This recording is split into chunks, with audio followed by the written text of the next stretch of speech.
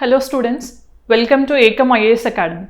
In this video, we are going to discuss about 3 criminal laws that received presidential assent yesterday. In this video, we are going to discuss what are different types of laws and why they are being replaced now, what are the new features of these laws and how they are important from your examination perspective.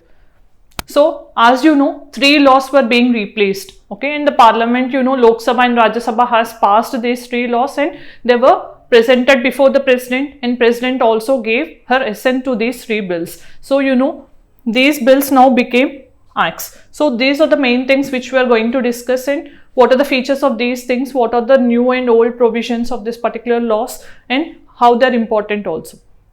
In this particular video, we are going to discuss why they are in use, substantive versus procedural laws, what is this difference between IPC, CRPC and Indian Evidence Act, what are the features of the new acts, why the criticism is attracted towards these new laws and way forward. So these are the main things of this particular video. And now syllabus mapping, you know, these all are important from GS paper 2. They are related to judiciary because judiciary operates, courts operate through these particular laws, and they are also part of government policies and interventions. Yes, so this is the news. So you have to know these bills replaced British era criminal laws and they got presidential assent. Okay, you know, so many laws, like for example IPC, it was enacted in 1860. You know, first law commission was appointed in the year 1833. Who was the chairman of first law commission? It's Lord Macaulay. Okay, so 1833 Charter Act, if you have known. So this act, okay, under this first law commission, this act IPC was enacted. So what is the main intention behind this IPC of 1860? It defines, at the same time, it defines and it defines offenses, okay, so which are considered as crimes. At the same time, they are also awarded with respective punishments. Okay,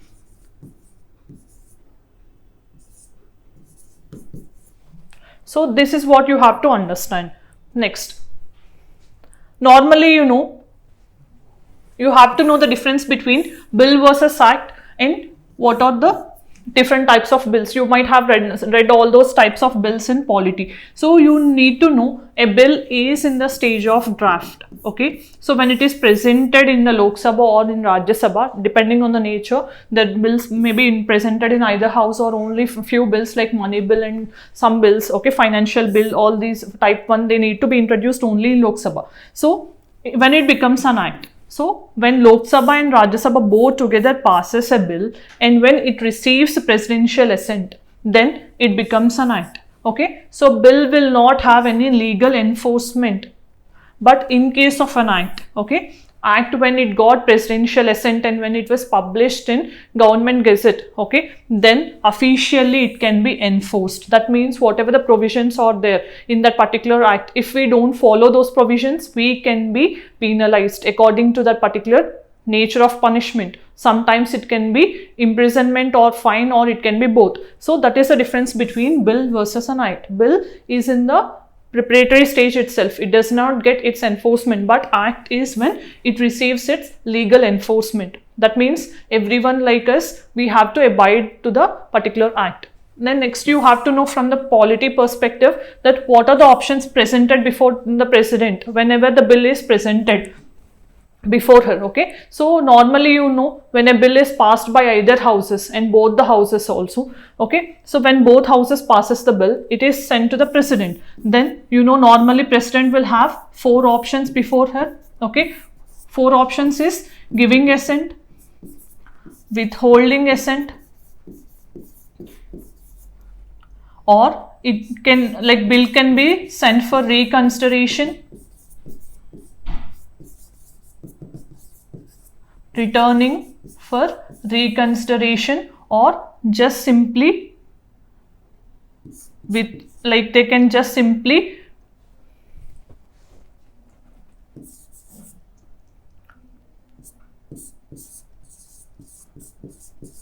keep it for pocket veto. Means they don't take any particular decision on that particular bill. So these are the four options which we have normally before the president when a bill is presented before her. These are the four things which you have to keep in mind. Then we have different types of laws. Okay, so you might have already known about civil laws and criminal laws based on the nature of the particular thing. Like in case if there is a issue, okay, other than a crime, whenever the rights and liabilities between two persons, in case of a contract, you know, okay, in case in a contract when one person breaches a contract, then rights and liabilities of those two persons, that will come under civil act. Okay, whereas criminal act means wherever a crime is committed. So crimes are impacting the society, civil laws or civil particular offenses will impact only individuals. So this is a basic differentiation. Like this, we also have some differentiation like substantive and procedural laws or adjective laws. So what is this basic difference? You know, in UPSC, we have seen in the previous years, there is a question on police custody versus judicial custody. Okay, and last year in 2023, there was a question on Prisons Act also. So we don't know how UPSC can frame a question. So in this context, because three main bills which are a colonial legacy were being replaced by new laws. You know, whenever IPC was enacted, it was in 1860, and now we are in 2023. Okay, so after these many years, when a law is being reformed, okay, then there is a lot of importance attached to the particular bill. So that is why you need to know what is the main thing. When everyone will read what are the features of the bill and all this, but you should go out of that particular thing and you should know from this point of view, like what is a substantive law, what is a procedural law. Okay, normally what is a substantive law? Substantive law is a law which will determine rights and liabilities of a person. Okay, it can be in a civil crime or civil offense or a criminal offense also.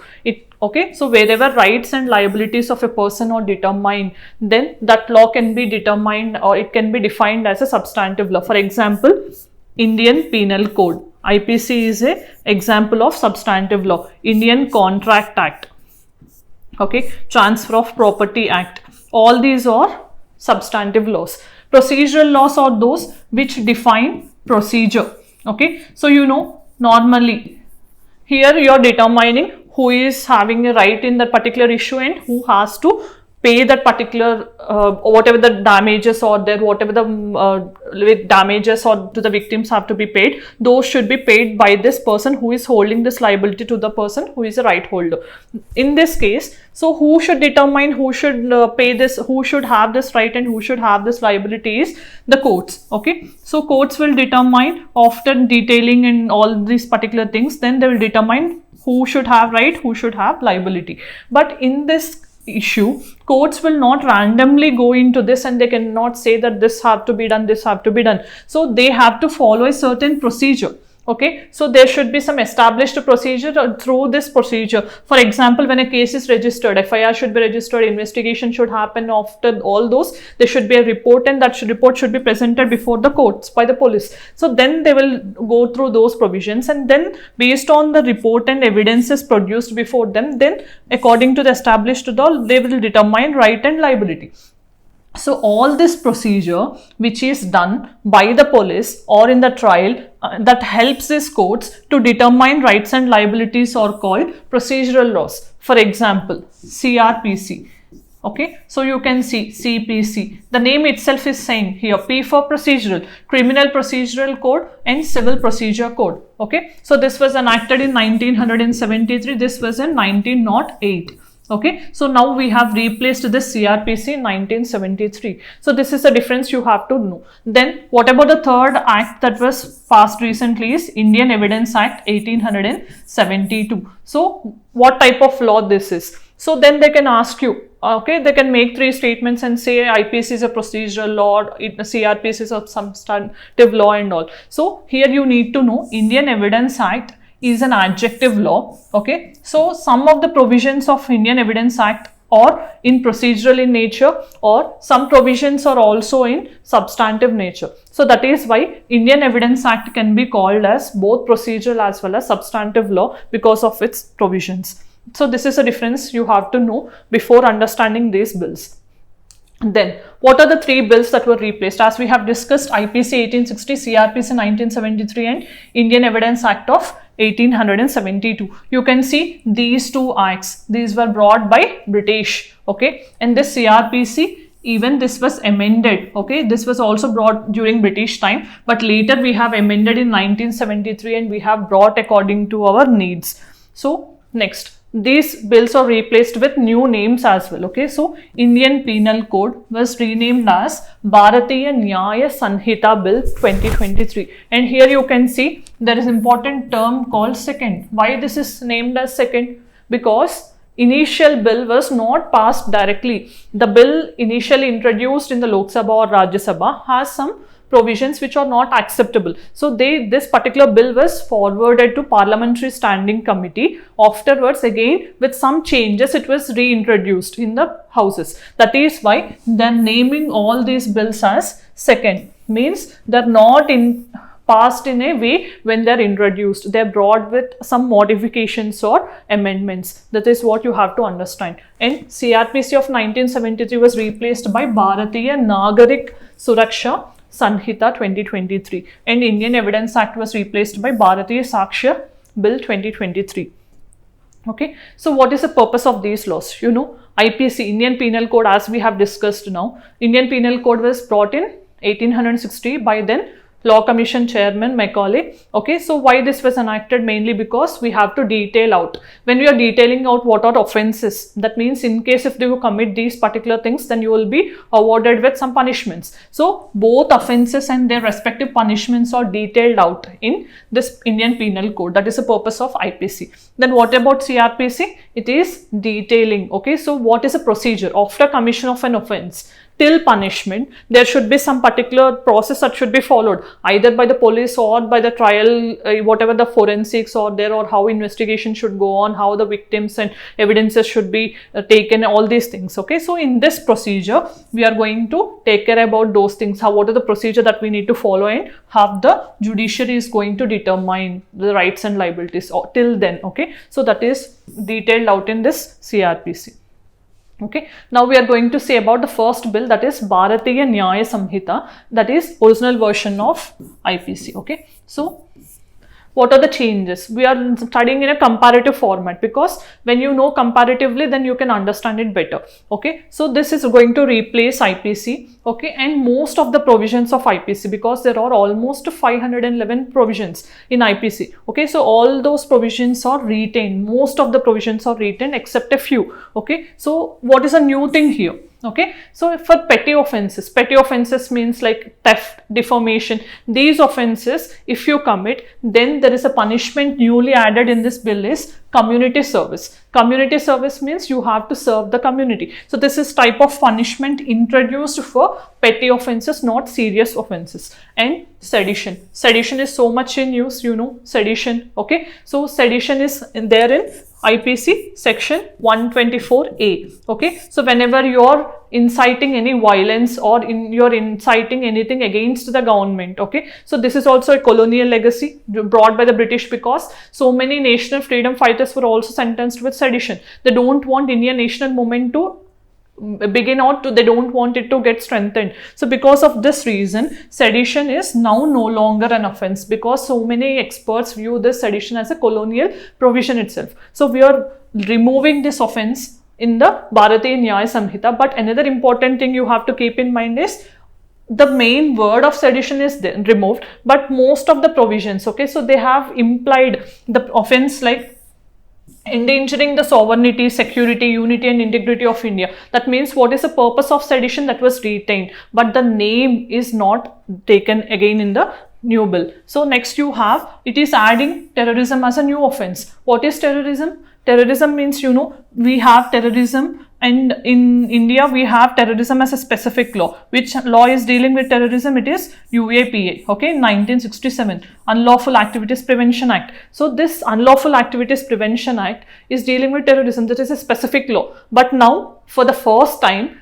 we are including the definition of terrorism, and we are also dealing with offences related to terrorism in this particular bill, BNS. So what is terrorism according to this particular law? It is defining whenever you are threatening unity and integrity, security and economic security of the country, or if you want to strike terror in the people, then it is defined as terrorism. So this is recognized as an offence for the first time. It was not recognized as an offence in IPC, do remember. Okay, next, sexual offences against women. So there is a one positive aspect of this BNS bill is they have provided more rights for the victims. For example, in case, okay, so previously you might have known about this Delhi rape case, okay, so in 2013, because of jurisdictional issues, so much delay happened and also we have heard about this. So in many cases also, because of jurisdictional issues, times and all, there can be a delay in the registering of FIR. So because of this, understanding the importance of like delivering the speedy justice, because you know, under Article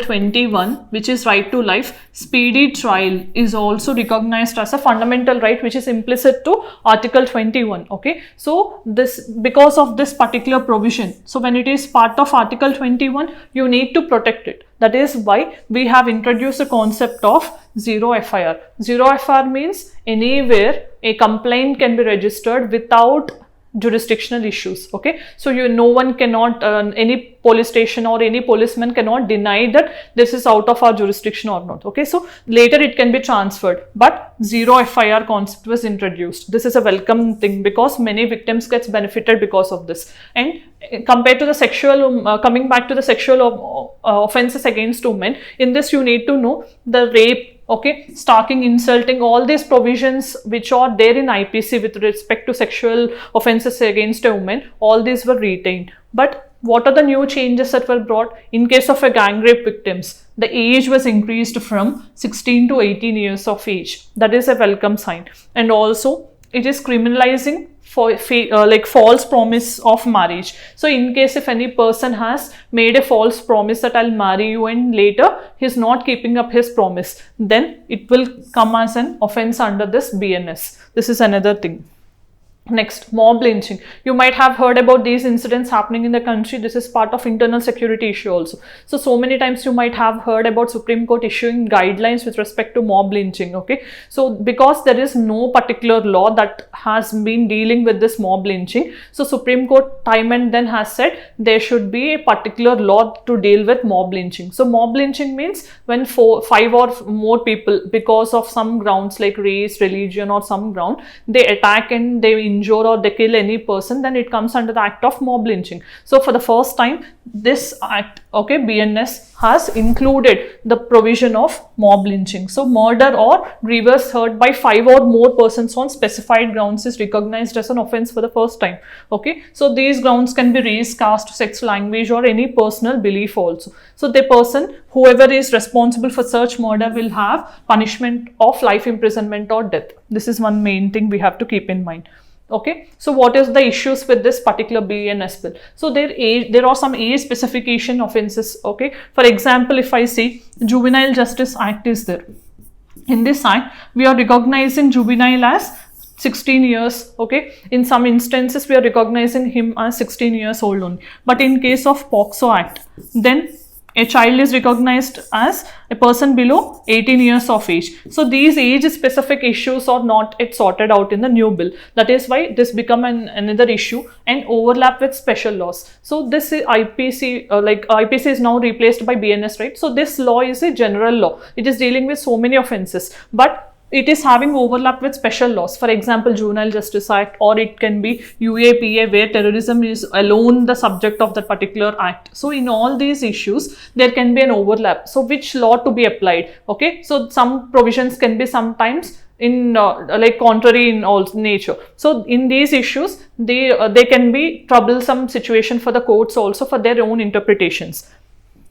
Next, second type of bill is Bharatiya Nagarik Suraksha Sanhita 2023. So in this is going to replace CRPC. Major changes made or in respect of medical examination. So medical examination of victims, all these persons. Previously in IPC there need to be a minimum officer of SI rank, sub inspector rank. But now any police officer, he may initiate the process of medical examination. That is one provision they have included. And forensic investigation. You know, forensics will be involved in serious offences only. But now in the new bill, they said any offence of 7 years punishment, okay, that requires forensic investigation. Next, signature and fingerprint impressions also need to be taken for serious offences which are more than 7 years imprisonment. Then timelines for procedures. So they have clearly defined in case of a rape, okay, so the medical examination should happen within 7 days and report should be prepared within 30 days. If this could not happen within 30 days, maximum it can be extended to 45 days itself. Means they have clearly defined the timeline, okay, for completing the procedure so that speedy trial can be realized. In hierarchy of courts, so we know normally from magistrate courts to Supreme Court there is so much hierarchy, okay. Magistrate courts, you have sessions court, then you have high courts, then we have Supreme Courts. Like this, so much hierarchy is there. So now some hierarchy in magistrate levels in cities is removed and we are clearly defining what is a hierarchy that needs to be followed.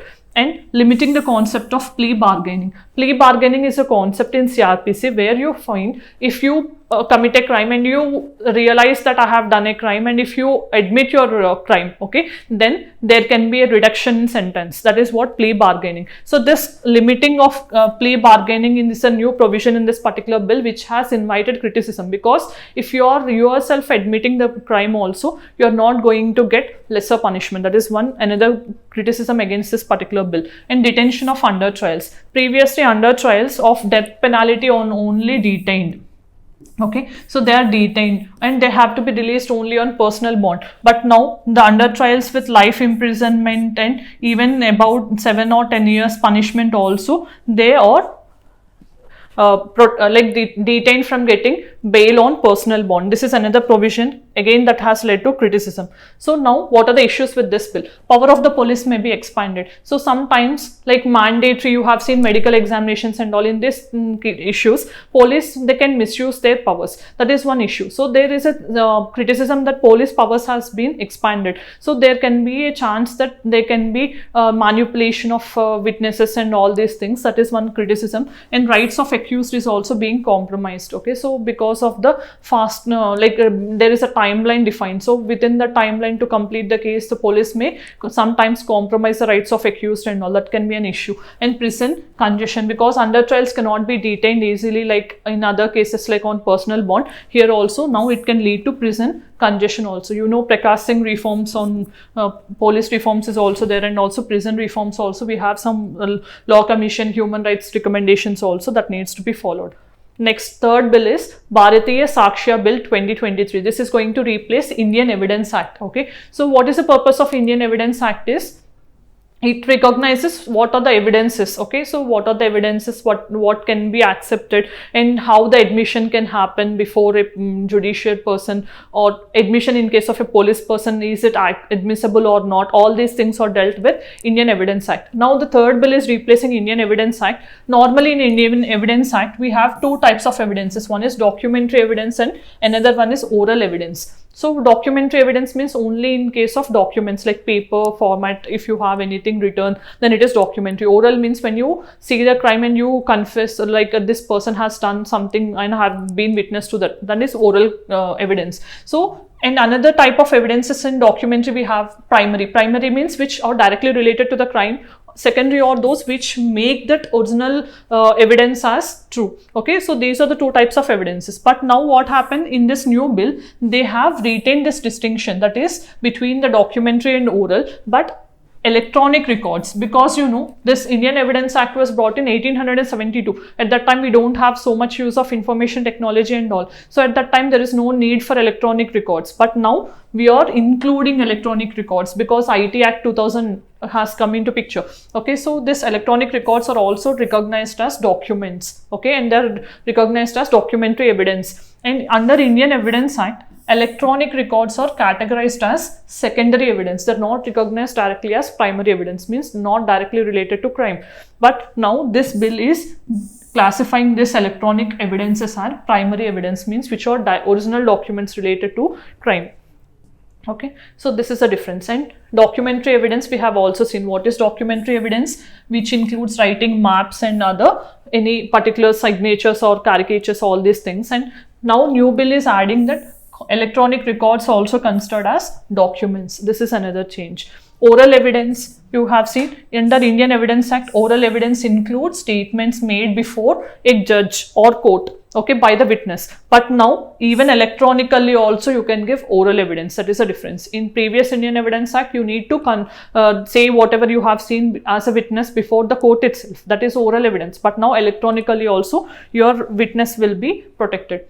Then admissibility of this electronic or digital records as evidences. Now electronic records are also admissible as primary evidences itself in the new bill. Okay, that is another new provision. So what are the issues with this? So if you have seen here, admissibility of information, because whatever the information that is derived from the accused by the police, that has to be proved. So there is a chance of tampering also. Okay, so police may tamper the electronic records, or they may turn into another favor also. And this particular new bill also has retained this provision, because normally any admission made before police, okay, is not admissible.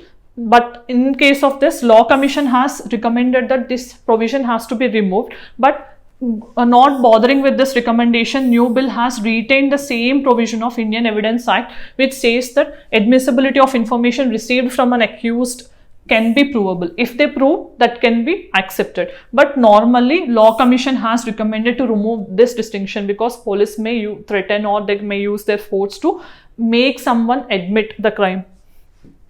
Okay, so these are the main provisions. What is the conclusion? So you know, the main purpose of any criminal justice system is to deliver justice, equity and fairness. So in the process of this, whatever the necessary amendments and reforms that are required with time, that can be taken and that can be incorporated. That is what we expect from the new bills also. So now we have to see how the implementation goes on and all, whatever the criticisms are there. So those have to be relooked by the government, and we expect that those should be accommodated so that proper justice system has to be incorporated. Next we'll see what is the prelims based question. So this question you have also seen in the pre-IQs, because this question was asked in 2021. So judicial custody means accused is in the custody of the concerned magistrate, and such accused is locked up in police station and not in jail. Judicial custody itself says that the person is under judicial custody. It is not under police station. Otherwise, if it is in police station, we would name it as police custody. And during judicial custody, the police officer in charge is not allowed to interrogate without the approval. That seems to be right? Judicial custody means there should be some approval of the court. Okay, if he is directly the police officer is directly involving in the case, then why we need to name it as judicial custody? So this option seems to be right and this option is wrong. So the answer here is only 2. Next, this is a mains question. In the light of recent developments, discuss the concept of default bail in India's criminal justice system. Examine its significance in safeguarding the rights of accused, ensuring speedy justice. So this is a mains question for practice. You can write down the answer for this, and we have come to the conclusion of this particular video. I thank you all for watching this video.